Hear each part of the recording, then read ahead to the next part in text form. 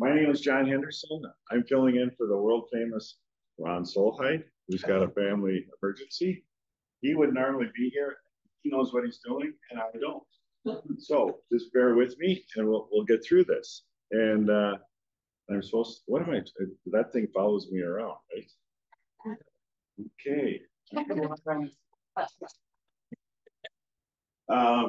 So we'll just after we hear from Repowered that I've known for a long time as Tectum. I have to get used to a new name, and we have two guests from Repowered, and they do an awesome work, and I am gladly I can say I refer clients there on a regular basis.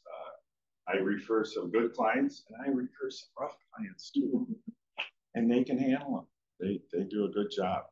They're real good. Well, I should shut up and let them tell us what they do, and then we'll go from there. That being said, who goes first? Yep. No, Heather can introduce us our executive director. So I'll follow up. So we'll have the executive director Heather come up and introduce Jay. The nice part of it is I won't tell any secrets about. Okay.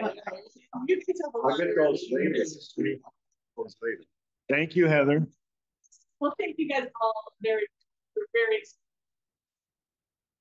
My name is Heather Walsh. I'm the CEO at Repowered. I started at Repowered in May of last year, so I am relatively new to this community, but have jumped in with both feet. And Jay has been a tremendous guide and a real asset in our organization. So Jay is our program director for the Work Life program.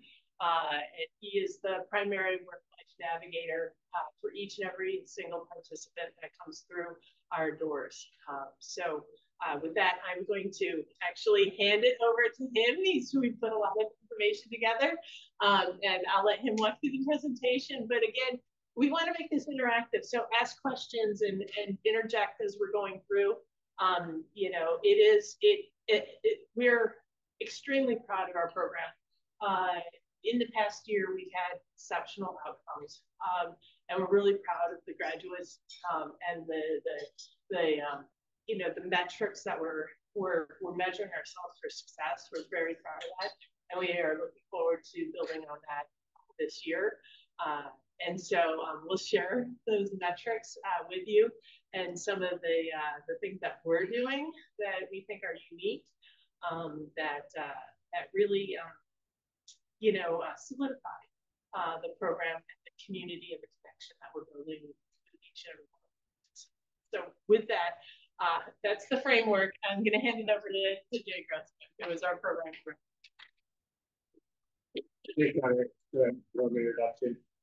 Thank you, our three members, for inviting me to speak.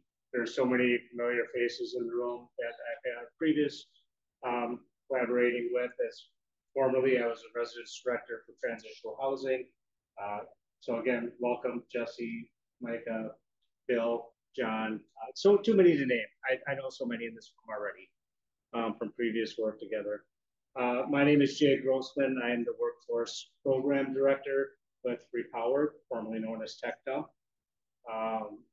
Our work is helping individuals with barriers to employment. A lot of them are coming out of incarceration. Some of them might have inconsistent work histories and they're coming out of drug and alcohol treatment programs, or just need some stability in the workforce to get that work history going, get some skills and training, and then use that as a springboard into their careers or other job fields as they're moving forward. We're very supportive in the work we do. Over the past year, I just celebrated my 1 year with Repowered as their workforce director. A lot of great things have happened over the past year in the development of the program, and we're going to go through and share some of those as we go along. So Repowered, one of our primary things is we're a social enterprise. We are a business. Our primary area of business is electronics recycling and refurbishing.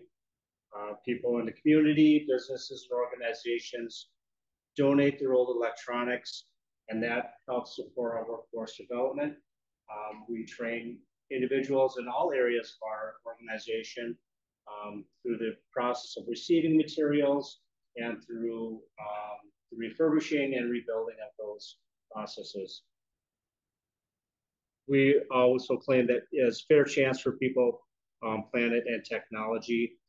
One of that is, as we all think everything has value, even old electronics, and same with individuals. Just because they have barriers such as criminal history, drug addiction, other issues, homelessness in their lives, we still believe that everything has value and purpose, and that is one of our missions. As our guiding philosophy, so we just as a side note, Heather went through and re-edited the PowerPoint presentation, so it's a little out of sync for what I'm just presenting. My apologies. Yeah. We just stated something Yeah. Fair words. A couple of the areas we'll talk about is our guiding philosophy, who we are as an organization, the demographics of the people we serve, our mission and our overall goal, benefits that we have within the program for our work readiness employees, the different phases of our work readiness program. Phase 1, where we really focus on stability, phase 2, which is skills and development, and then the connection to community employers. And we'll talk about our progress and outcomes, a lot of the successes that we've had throughout the years of the organization, and most recently. So we talk about how we're all defined by our futures. We want to provide a lot of hope for our program participants. That hopes comes by number one is we don't have to focus on what we've done in the past. Our future is from this day forward and what we develop. We provide hope by number one, providing them work opportunities and experience, skills and training. We want to continue to grow that hope within their lives by allowing them to gain those additional skills, have compensation adjustment based on their work performance, reliability, and attendance, just like any other employer would. So we give periodic performance reviews and compensation adjustments along that scale. And then just that continuation of hope. A lot of that has to do with self-efficacy.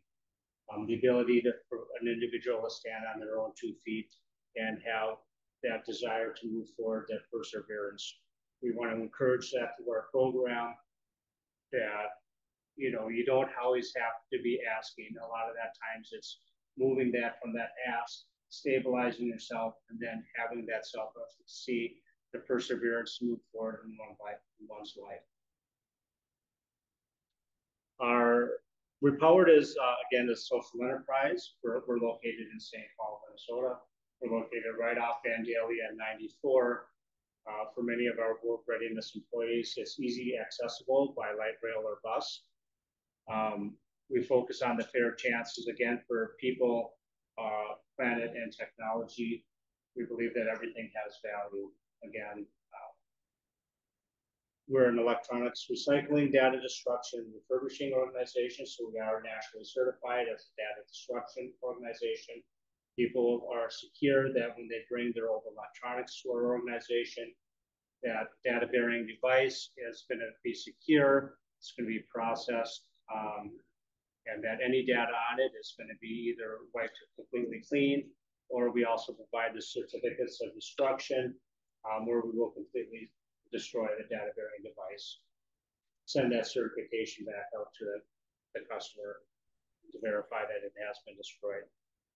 We really like to prioritize the reuse and recover over disposal of materials.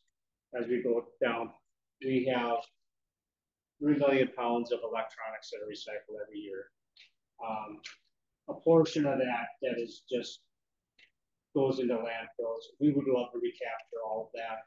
We would love to be able to repurpose that and have responsible recycling. So it's not just going into landfills.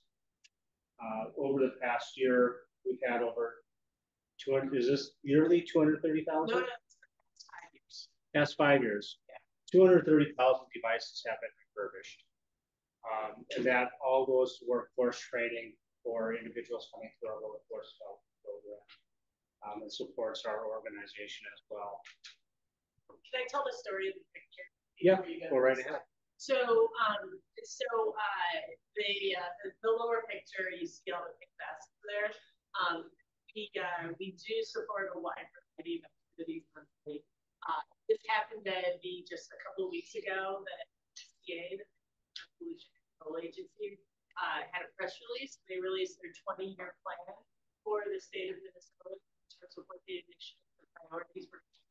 So they wanted to stage a press release and asked to do it at our facility. So we're supporting, we continue to support government agencies there, but it also gave some of our employees an opportunity to speak in front of a lot of cameras. And I think it was good for everyone to see that, because now we have a new definition of blood pressure. Have that many cameras on you at one time. So again, talking about the ecosystem and having our organization across the variety of agencies in our community. This is just one. If you go look it up, it's all over there.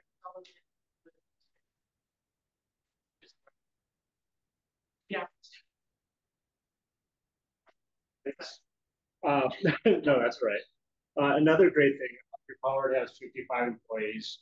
30% of those are going through our work readiness training program. One of the great things about Repowered is that we are 100% fair chance employer. We don't care what the person's prior conviction is, what their background is. If they have the skills, abilities, qualifications to perform the job that we're asking, we will give consideration for employment. 85% of employees have criminal background, some sort, within our organization. And that includes both full-time staff that are hired on and participants going through our work readiness development program. So that's very rare is you're going to find that in the community where organizations are 100% fair chance. Often there's going to be little caveats where they accept some offenses, not others. We are truly 100% fair chance. And can I just add one thing? You're probably getting into it on the later slide, but one of the things when we talk about picture, we're 100% fair chance. When you come into our facility, you will never know who's participants or who's a staff person. When someone comes into our program, they are hired in. When you have a big relationships with people that are participating in the program, and that is definitely the case with employees. If we have guests will be on a tour, right? At the end, they say, well, where are the participants? They're here, right? They're here to look at treat everybody that walks through the door. So it's really, really important in terms of job. And we're able to do that because we have so much lived experience in this, right? So we are one organization, even though we have very high turnover as people do the program.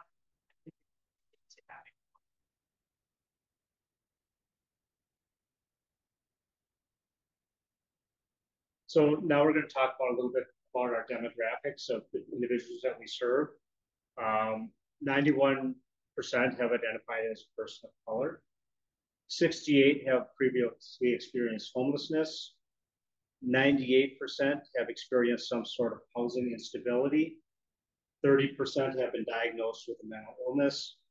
28% have been diagnosed with a learning disability. 75% of our work readiness employees have children of their own, whether they're have immediate custody or interaction with them or have children by themselves. 4% have had military experience. And 96% of our work readiness employees have lived experience within the criminal justice system. So just looking at these demographics, when I talked about we work with people, these are a lot of barriers that individuals face when they go into the workforce. And for one reason or another, many organizations have that opportunity and do kind of screen them out and don't want to give them that opportunity to develop. We believe that it's important as part of our mission is to help these individuals opportunities with skills and development and career opportunities. Because not only is that good for the individual that we're helping, but it's good for the community as well. When people are stable, when they have career opportunities, when they have purpose, and when they have hope in their lives, they're also going to be more responsible in their communities as well.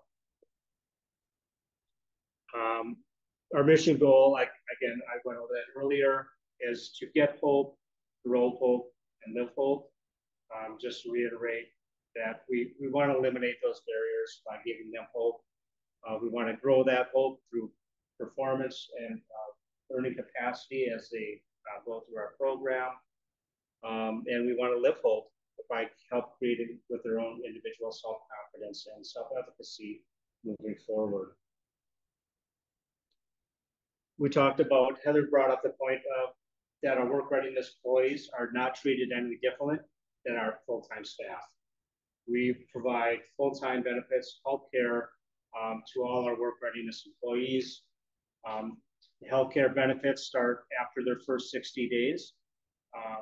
Moving forward, one of the great barriers working with, not barriers, but benefits of Repowered is we understand that individuals entering the workforce, or when they're first coming out of incarceration or out of a treatment program, they're going to have appointments that they need to make within the community, whether that's, meeting with their agent, going to get healthcare, meeting with community organizations. Oftentimes that can be very disruptive for just somebody coming into the workforce when regular employer, and they look at that as a negative that they're going to be missing work opportunities. So with Repowered, we are offering 24 hours of PTO guaranteed right from day one. So that is time that they can use to go see, make sure they're meeting their agents, make sure they're making their meetings, at their treatment meetings off-site. And we're not going to punish them for that. If they have that opportunity to do virtual meetings, they are allowed to participate in virtual meetings on site, and we're not going to take them off the clock, because we believe that individuals participating in healthy activities and training is an important part of their lifestyle stability, and we don't want to punish them for participating and trying to get their lives moving again and being a healthy individual. So if their agent comes and meets with them at our facility, if they're participating in therapy programs while they're in our facility or virtually, they remain on the clock. So they're getting paid to participate. We do offer basically all the other health benefits and that come along with the regular employee. They have access to our employee assistance plan through Sand Creek. We offer them the paid holidays. You can earn up to 3 weeks of PTO full-time throughout the year. 40 of those hours can be carried, 80 hours can be carried over into the following year. So that's a great benefit as well, to have 3 weeks of PTO time that can be accrued throughout your employment with us. We all know that not only do we want you to be healthy at work, but we want you to be healthy with your family as well. And spending time with those family and friends and loved ones is important.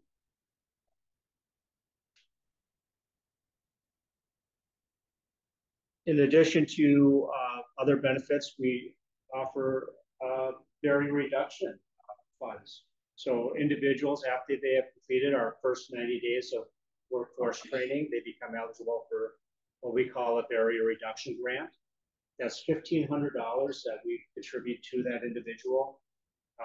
Barrier reduction can be considered many different things, whether that's paying down fines that they might have, helping them pay reinstatement fees for a license, helping them purchase a vehicle. That $1,500 can be used to purchase a vehicle.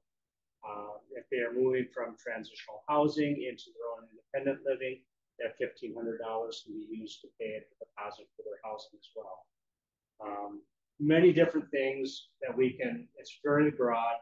If the Intoxilock system for the vehicle is going to be their barrier to them getting a vehicle, that money can be used for that. So it's really broad in what we want to do. We really want to help them remove as many barriers as possible when it comes to reintegration and support within the community. We also partner with microgrants. Microgrants provides us with a $2,500 grant that they can also be used towards stability, whether that's workforce training. They've had some recent guideline changes on how that can be used. It used to be able to, for vehicle purchase, vehicle repair, training and education. I think they've really scaled that back to focus on training and education right now at this point. But we work with them closely and other partners within the community to help provide community resources to help them stabilize their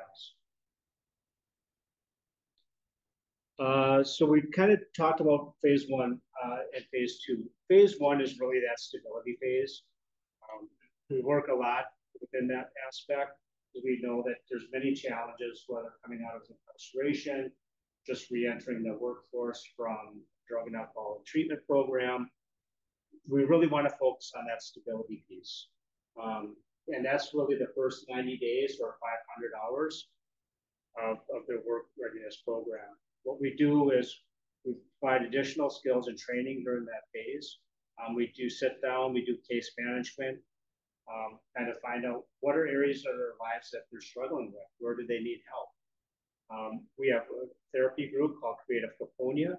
Creative Caponia is licensed therapists that come on site. They do weekly training and educational groups, and that really helps them focus and talk about what is transitional stress, what kind of things are you going through re-entering community from incarceration or drug and alcohol treatment programs.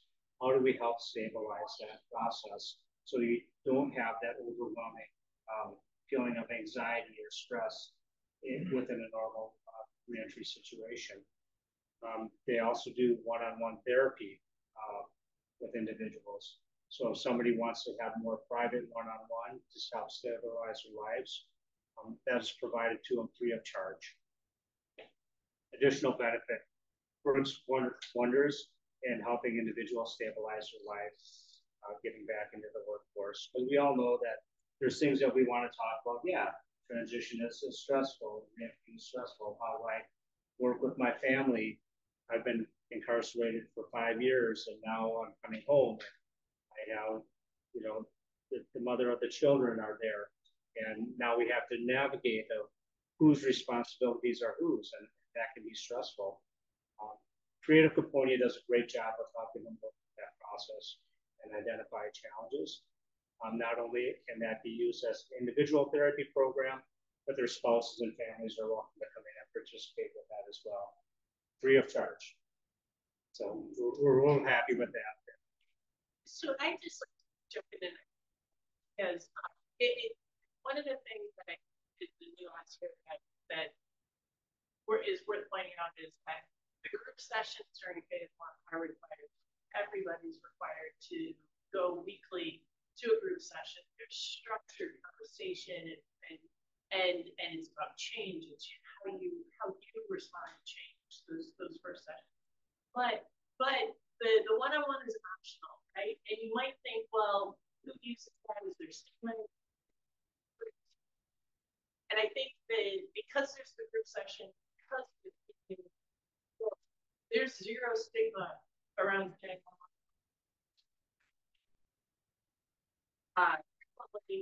coming to the door will be one of our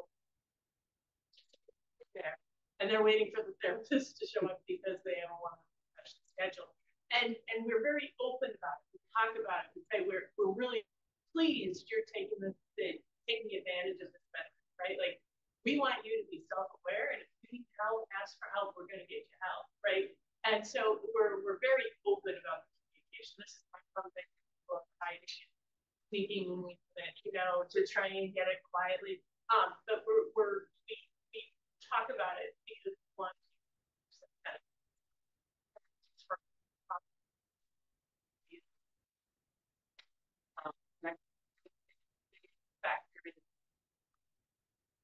Yes, and talking about that stigma as well, it's not just the work readiness participants that are utilizing that therapy process, it's full-time staff as well. So they see that it's okay to be able to go in and not be segregated out as a work readiness employee needing to utilize the service. When full-time staff are going in there working with our one-on-ones, it's very, like she said, it's an open process. People are aware of it, and it's very reassuring that we're not going to bring any social stigma for anyone that needs to use a therapy service. In addition to therapy programming, we do a lot of community partnerships as far as their weekly training. Every Thursday, we have individuals come in and work with our work readiness employees and full-time staff as well, should they want to. We're currently having a course put on by Old National Bank. We do partner with them for e-learning and financial services. We're creating a partnership with Neighborhood Development Center for individuals that want to go through their entrepreneurial course. That's a 12-week course put on by Neighborhood Development Center. We also have individuals come in and talk to our organization just about life skills, what it means to find different activities in the community, what it means to kind of develop your own set of identities. So we do have a lot. We have employers, fair chance employers that come in, talk about work opportunities for them. Today we just had Minnesota DEED Highway Heavy training program come in and talk to our work readiness employees about opportunities with MnDOT and Highway Heavy services. Just a wide variety of community partners and employers that are coming in and sharing their resources with them as well. So they know that they have opportunities when they near the end of that 18-month training program. And that's yeah. I'm sorry, what was that? It's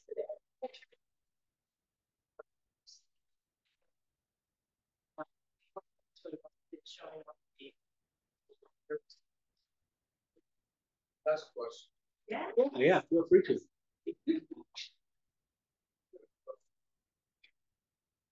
Well, I'm really fortunate here legally you celebrate that day. Any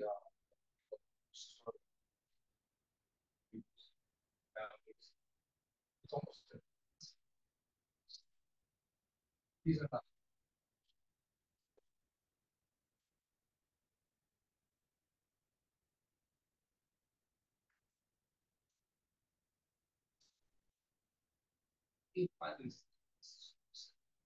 they they're waiting. We work with an organization called Creative Caponia. Creative Caponia is an organization that does a lot of therapy work. They have individual and group therapy sessions, and we've partnered with them to come into our organization and work with our work readiness employees and staff. So we have a contract with them for so many hours every single month. So they get paid. You're paid. Yeah.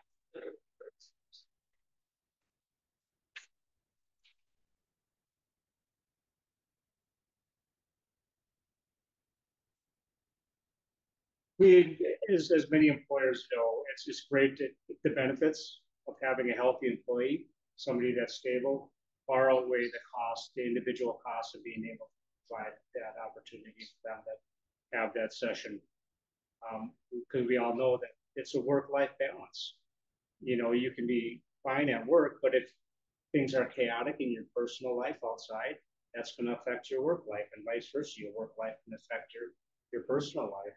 So we really want to bring that balance together and provide that opportunity for them to receive the services that they need. Yeah, and so with a long-term program versus what did you say?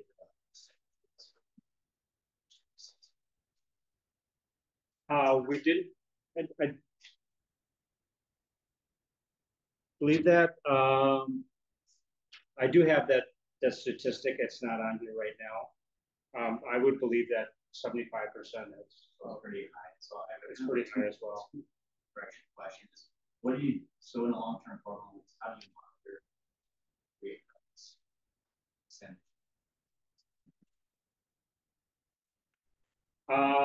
So our organization is not a sober organization. We call it sober safe. Means whatever you're doing outside of our work, that's your own personal choice. Of course, you can't come onto our facility high or drunk. You can't possess drugs or alcohol while you're high or drunk. If we identify that you're having substance abuse issues, we're going to sit down and talk to you and provide you with opportunities and say, we understand that this may be a struggle in your life or a pattern in your life that's affected your work or life outside of here. If you are willing to participate, we have resources to be able to connect you with, whether it's a peer support counselor, whether it's a program to be able to get into. We're not going to punish them if they decide they want to participate in the program and need help. We're not going to end their employment just because they need to go into programming. We're going to remain that option open for them. Yeah, and so obviously, teach out resource specialists. We don't have them come on site directly, but we can connect them with those with that opportunity. And additionally, it's the training.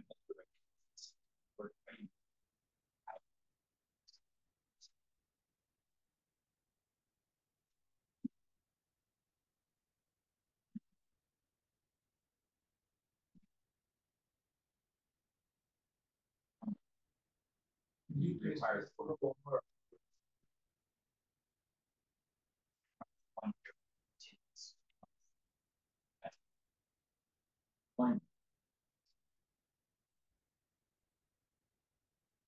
Yes, it is. It's a good opportunity. We have brought individuals in from Kairos, from Minnesota Recovery Connection, and they have talked about the opportunity to go through the peer recovery specialist training as a career opportunity or a job opportunity in the future.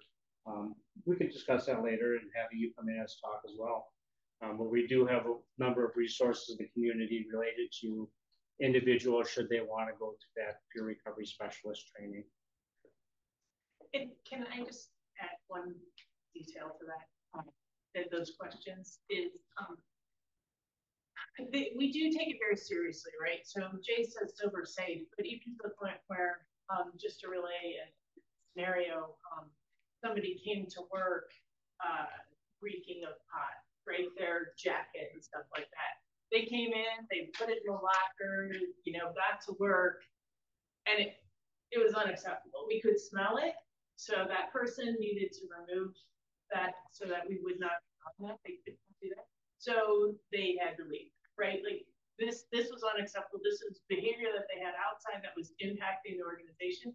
Now we didn't shame them. We asked them to leave, but we used it as a teachable moment for everybody, right? Like we are one community that needs to learn how to operate together, and the success of one is success of all, right? And so we take those opportunities to sit down and talk about some of those uncomfortable things, even if you're not the person who instigated the discussion. We try to have those tough conversations open and let people talk about how they're responding to it. Because there were people that were deeply offended by that smell, right? It triggers a lot of different emotions, right? And it's an opportunity to talk about it. Does that take away from work time? Yes, it does. But it creates a healthier organization overall. And so we take those opportunities. And I think Jay over the last, and certainly in the last 6 months, we've had lots of opportunities to have those moments to sit down and communicate and talk about these things and kind of level set. And it's surprising and who steps up to share their emotions and why it triggered something else. But we can all learn from it, right? Because we're all in this together. And so that's just one example of where it was an individual action, but you have to take that opportunity to turn it into a positive action for everybody. And I think James, there's been a number of those instances in the past 6 months where we've had that. Yes, Bill. Do you do regular UAs? We do not. That is not part of our organization because we are sober safe. Again, people they choose to use outside the facility. But again, if they come in and we can obviously tell that they're under the influence or they have the smell of marijuana or other chemicals. Because it's such a big safety factor, again, like she said, we can't allow them on the facility. It's triggering other individuals in the moment. It prevents, it's a safety issue. And not only for themselves, but for the other employees. Again, we have those conversations. We're not trying to shame them. We're saying what you do offsite is your own personal decisions. But as far as the workforce and work environment, we can't allow that to happen. And some will go home, they'll change their clothes, they'll freshen up, come back, and they'll be fine.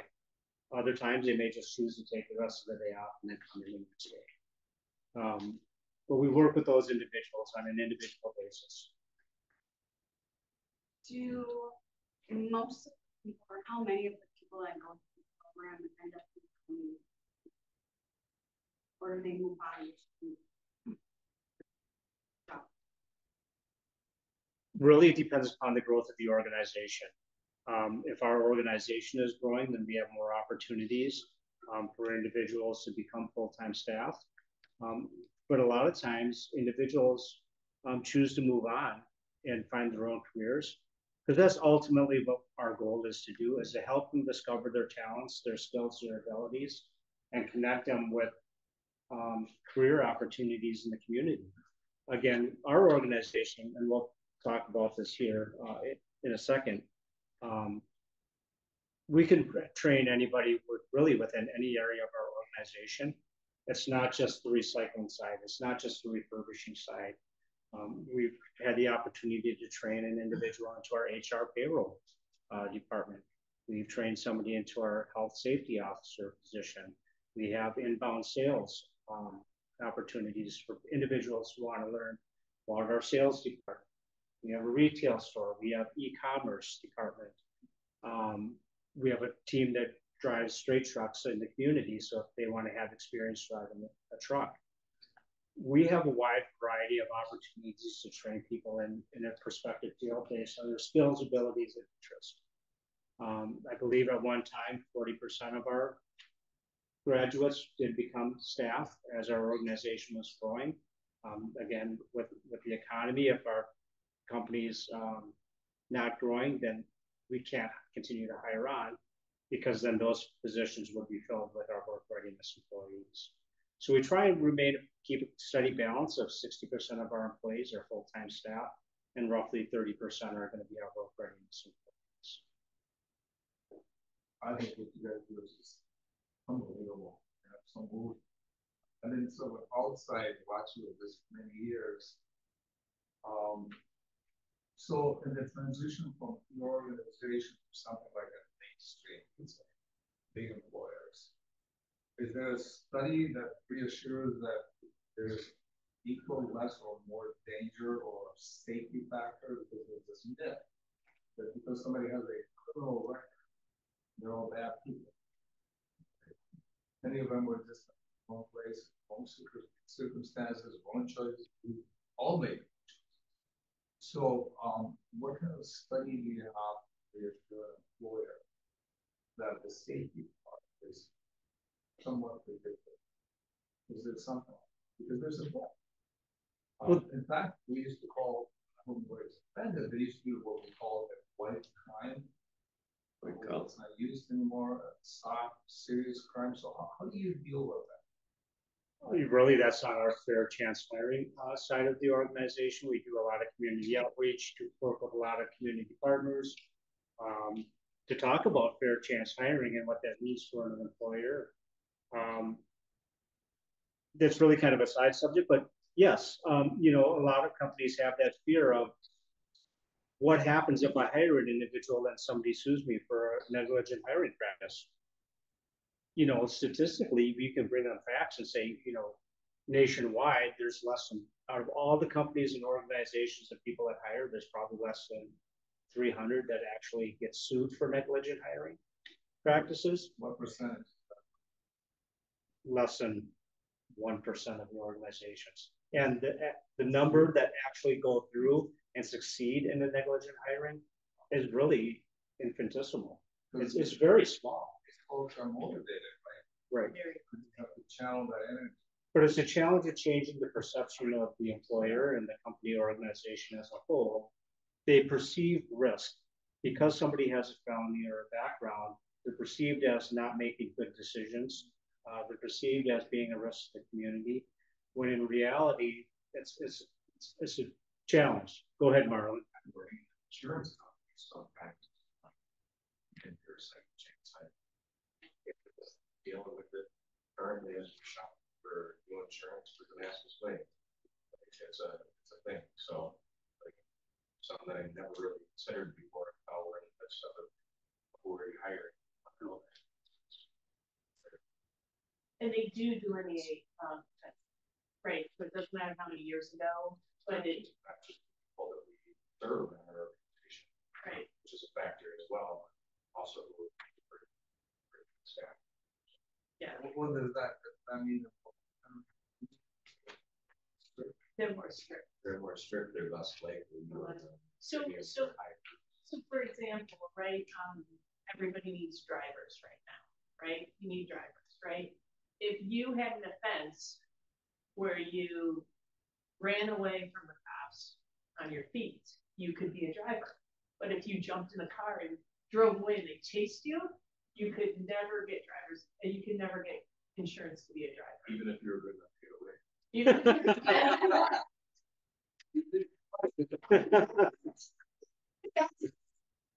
so their insurance, how long ago you haven't evaded police in a car, you know, you got in a car to leave this, you know, chase, you'll never, no insurance company will be to be a driver. Even if you're great, right? If you're really good at it, it was 15 years ago, right? I can guarantee you when it happened, they didn't think, oh my gosh, we're gonna jump the car, right? Insurance in the future, right? Like, but it does. That's just one example. And it is a challenge. I work with many employers. They're willing to give people opportunities as driving experience, whether that's tow truck, class A, class B. And they're saying, hey, we love the guy, we want to hire him. Well, really, it's up to my insurance agent whether or not they're going to get covered. So to just address your question about data, as an organization, we have not invested a tremendous amount of resources in gathering data post program, because people are able to pick apart the data points and things like that. We're really trying to treat everyone as an individual, and our program provides the opportunity to be stable, stumble at our facility rather than your facility, right? So we promote graduates from our organization to employers to say, hey, we've worked with this individual to work out all those kinks, right? Like they know what's expected of them as an employee. They deliver, they're reliable, right?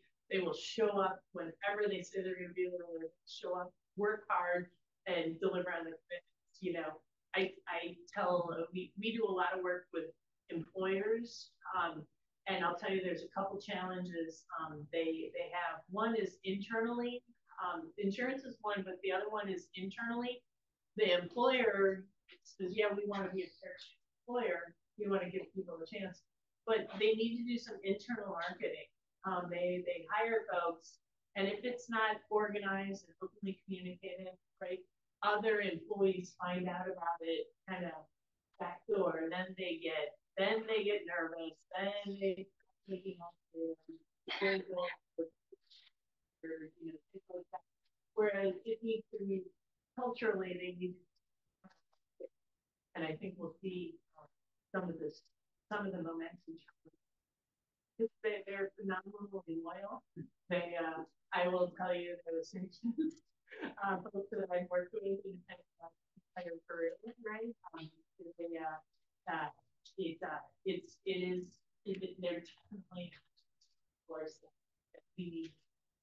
And you're recommending you spend time with this. You Yeah. know. Yeah. It's huge, right? It's huge.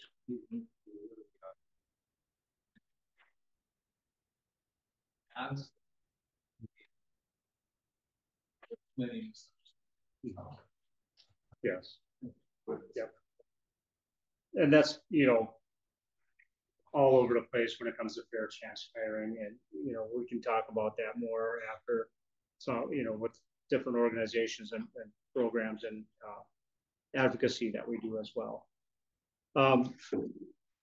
Going back, we really talked a lot about phase one that really focuses on stability, making sure that their work-life balance is in order, whether that's transportation, whether that's finding them housing, connecting them with community resources, social and family relationships, self-care. Phase two is the growth and development phase. Not only are they gaining additional skills within our organization, we do focus a lot on individual case management. I'll sit down with each one of our work readiness employees and talk to them. Hey, what do you want to do? What kind of goals do you have? What skills do you want to learn? How do we connect you with those resources in the community? How do we increase that opportunity for your career development moving forward? Part of that skills training, and not only is it bringing in organizations that will be able to provide them that skills training, but we, as an employer, offer what we call externships, where an individual will still remain employed with us, and for a period of 30 days, they may decide, hey, I want to work in the construction field, or I want to learn HVAC. I've got an employer that's willing to hire me on, but I'm not sure that this is really what I want to do. For 30 days, they can go and work for that other employer, and they're still going to be considered an employee of Repowered. So that externship gives them the opportunity to explore different career opportunities and not have the fear of, well, if I don't like it, then I got to quit. Then what do I do? They're still employed with us, so they can come right back to our organization, continue their training and program and development at that time. And that's really unique, and it's something that they really love and take advantage of. I'm working with an individual right now. He has over 20 years experience in cooking and food service industry. And because of his background, he just couldn't get back in. I've connected him with a fair chance employer. He just got a position offer to start part-time, working in the back of house as one of their cooks in a bakery cafe. And he came to me, he says, you know, this is the first opportunity where I worked for an organization, went on a job interview, and was still paid to go on that job interview for another organization. And that's the support that we want to provide to these individuals, that we want to help them and not know that they're being punished because they want to seek other employment or other opportunities or training. We want to be supportive in that process as well. We do the soft skills and hard skills when it comes to job skills training. We'll work on them with resume development, their interview skills, life skills. We do digital literacy training. We partner with an organization that comes in and provides free digital literacy training with individuals. So we do a whole lot of opportunities with career and skill development with them during that phase two of their process.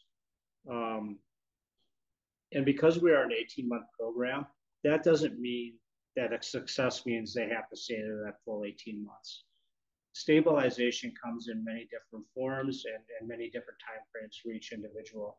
And that's where our individual case management planning comes in to work with them and help identify that, hey, you're doing great, you're stabilized. What is the next step for you? And if they choose at 6 months that they're ready to move on and be connected with a fair chance employer, we're going to help them do that. Our network of fair chance employers continues to grow each day. We just met with an employer yesterday that does manufacturing of control panels for HVAC systems. And does some work with Minnesota Adult Teen Challenge. And now he's really looking to expand to individuals with backgrounds and open up those doors. He's a semi-skilled employer. Of course, he will take individuals on with no skills and train them. He starts out at $23 an hour. So that's a great opportunity for individuals that are really needing that next step and have a fair chance employer that's willing to understand and work with them in that process. So we're always developing our business relationships in the community for that career development going forward. This is awesome. I was just gonna ask, what are the hours and what is the beginning pay and how does it go up? So our hours are Monday to Friday from 8 to 4:30. Summer is our busy season, so we have a lot of opportunity to get additional hours. We've had some of our processing team come in at 6 o'clock this morning, and they can stay till 4:30 and get more than 8 hours in a day. Over the summertime, we do a lot of community events where they have community drop-offs, Mall of America, fairgrounds, and just at different organizations where they have community drop-offs, so they can have the opportunity to work Saturdays as well if they choose. Overtime is never mandatory. We're not mandatory people to work overtime. Of course, we would love that. It helps our production, but we understand that individuals have a personal life as well. We want to be supportive of them, spending time with their family members, their loved ones, and just taking that mental health break away from work as well. So, our pay starts out at $14 an hour. That can be a challenge for a lot of the people because they think that, well, why should I work for $14 an hour when I can go out and find a job for more? Well, that's true. You can. We are focused on career development. If you want to take that time and to invest in yourself, that's great. You need to consider also that $14 an hour, now you're participating in an individual therapy session. That could be $100 each session should you pay for that individually. That's also captured into a cost as well. We have the $1,500 barrier reduction grant. That can be added in there as well. So people sometimes want to just look at that $14 an hour, but they're not considering all the additional benefits that come along with that. You could chase the money. We can find you a job out in the community if all you want is a job. But we really want to focus on people that want to invest in themselves, learn how to become a better individual, how to develop some job skills and training and move forward. Progress and outcome. This is the real exciting part. And Heather gets really excited whenever we go out and talk about the results of what we have. Over the past year, I've done a lot of data gathering and working with what we've done with the organization over the past years. In 2021, people who completed that first 90 days of phase one was only 21%. And they were rolling through, coming in, leaving the next day. Some people wouldn't even show up. And I really took a look at why is that? Why aren't people staying that full 90 days? What's the challenge in their lives? And it came down to that lifestyle stability of what types of supports are they receiving? How are they managing the challenges that are going on outside of work and at work? So in 2023, which was last year, my full year, that graduation rate changed. As you can see dramatically, that went up to 81%. 81% of the people that came into our program were stabilized, stayed that full 90 days or longer. We've done a lot of work within other organizations and data gathering, and even programs that are shorter than ours aren't seeing these types of averages. Even in the community as private employers, our retention rate is beating what they do in the industry as far as employee retention. We're happy to say that through a lot of work and partnerships with other organizations, that 100% of our work readiness employees have some type of stable housing, whether that's coming out and getting into transitional housing, helping them find private landlords that will help them with housing and different organizations. That's a huge part, because we all know that coming out of transition, out of incarceration, there's three primary areas: housing, community support, and employment. If one of those legs are failing, the other two aren't going to be sustainable. So we do have a lot of partnerships, and we do need that support with that housing, that community relationships, and the employment aspect. We do the full case management. Like I said, we meet one-on-one and really help them develop. When it comes to incarceration recidivism rate, because of the support we provide, we're happy to say that 4% of our work readiness employees have been reincarcerated. that's very low when you talk about what's happening in the community wise as far as recidivism rate. Even those that are employed and those who went through additional programs, those that are working with us have 4%. I think over the past year, I think that's just 3 or 4 that were either violated, technical violation, or committed a new crime within our organization. So pretty proud of that, be able to work with individuals. And I would just say that allowing them to meet with their probation officer and not, lose pay is probably one of the biggest things for that. Yeah. Because not meeting with your probation officer can trigger all sorts of things. It can. And again, that's part of the great support that we have is that agents are coming in, they are able to use a private conference room, meet one-on-one, have their weekly or monthly check-ins. And because our organization, as Heather had shared, we're all on board, the entire organization, full-time staff, work readiness employees, we're all in it because we believe in a mission to support each other and not to stigmatize somebody because of their background, the barriers that they may have. So we're all open about it. Agents come in, employees feel comfortable with their agents coming in and working with them all the way around. We talk about that increased earning potential. 70% of the people that have completed our full-time work readiness training program have been connected with employers in the community. I've done a lot of tracking, and their average wage that they're leaving is at $19.33 going into a new job. Of course, some of that might be a little lower. We've had anywhere from $17 up to $30 an hour for individuals that I've connected with community employers in that fair chance space. We're not being the one running the course and making that happen. Again, that's part of that self-efficacy.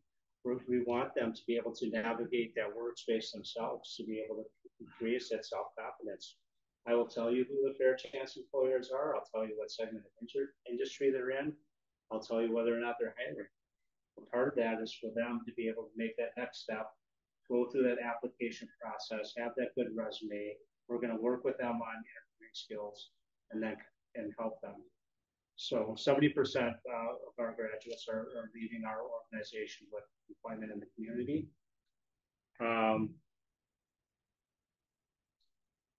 As far as contributed dollars to our organization as a nonprofit, we have a study that's been done with Constellation Funds, who really does a lot of analyzing with how our money is spent.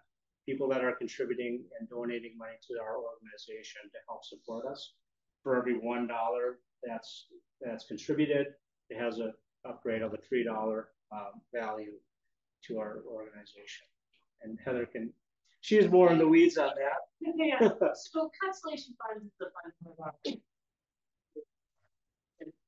but they do a tremendous amount of research, and so every year they're evaluating us and our program and how we're using the dollars that they're giving to us.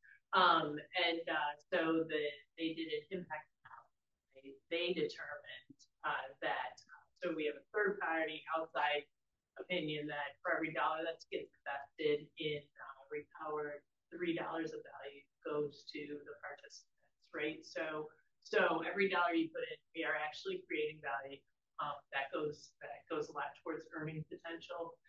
It goes a lot towards life stability, life skills, and longer term success as opposed to short term gain. So it really is a great metric. A lot of organizations are negative. I would just say you give $1 to an organization, the amount of impact you have is less. So we're very, very proud of these organizations now. So it's a great metric. Yeah. So it says men are currently on waiting list. Do you have a waiting list? How long does that waiting list normally take? Salvation Army don't get them ready to get a job when they're about 75% of the program. So is there a long waiting list? It can be. Again, as with any business, there's an ebb and flow in the business cycle. Winter time for many organizations can tend to be a slower time. Doesn't mean that we're not hiring or we're not looking, but it does mean we're not going to be actively posting as many positions. Springtime comes, summertime comes, it gets to be a really busy season for us. So now we start ramping up, we start hiring. Our goal is to get 46 Yeah, new employees on. yeah, new employees in the next month. Yeah. So on average, that's roughly about 4 a month. So that's an 18-month program, so it ebbs and flows. Do you guys hire as a part-time or a seasonal position, or is that because once you participate in the program, as long as you follow all the rules and everything, you're guaranteed a spot for 18 months? But once you're in, you're in. It is up to 18 months. We have to put an end to it, as you can imagine. Right. That some people would stay put. But the majority of people don't. They figure their lives around that year time frame. And so yeah, once you're in, you're in. Now that isn't to say, I mean, we give performance reviews on a quarterly basis, and people have the opportunity to 50% per hour raise every single quarter on that performance, based on their performance. And there have been instances where we have told people mid-program, this is not working for you, for us, and we think there are better options, right? We're going to have that conversation if we really don't think a person is benefiting from what we're trying to do. And those are the tough conversations that you have them. But that's the exception. Once you're in, you complete the program. And that doesn't mean we're necessarily kicking them loose with nothing. We're still going to help support them in trying to do that expedited transition and find them employment or support within your community to help them continue on. So we're not just very, very, very rarely we're just going to say, that's it, you're fired, you're done, no support. Even if somebody does leave the organization or work readiness program, we do work to continue to provide support within the community. So how long is your current waiting list right now? So for every position that we have open, I usually have to clear about 20, 25 applicants. To be able to have an employer be able to say I have 20 applicants for every one position. I mean, I wish every organization had that opportunity to do that. With that in mind, it is challenging. Even though we do not always select somebody for our organization, I'll still try and have that conversation with them, like how can I connect you with an employer in the community that would work with you. Everybody's challenges are different. A lot of times there's organizations that I know would hire somebody on based on their resume. Oftentimes they get into that situation and it's their interview skills that just aren't there yet, and that sometimes will lead them into not that they're not qualified, they just haven't developed those interview skills where they would be able to get employed. So, how do they make it? They have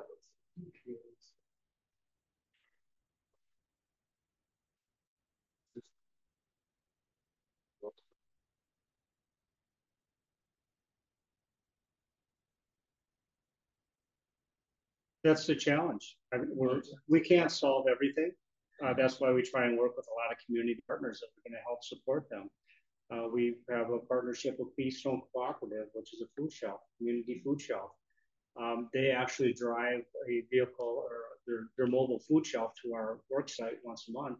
And anybody, whether it be full-time staff or work readiness employee, can take advantage of that opportunity to provide the food support. So anyway, like he's referring to, we're going to. So Keystone is a really great partner. They provide a lot of food, on Fridays so that people get food. If people don't aren't able to bring it, right? We do for people to. So we're trying to.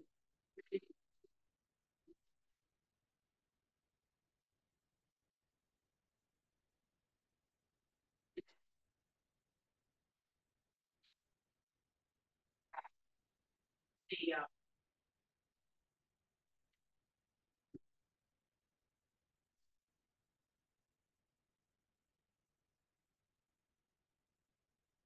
Think of it. because it is going to be difficult.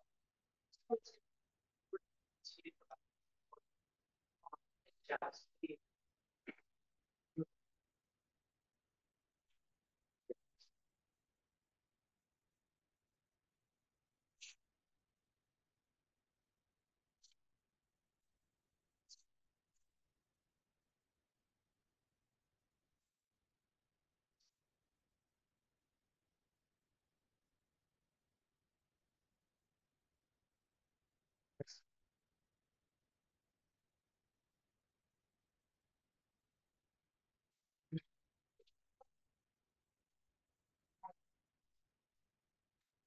large company.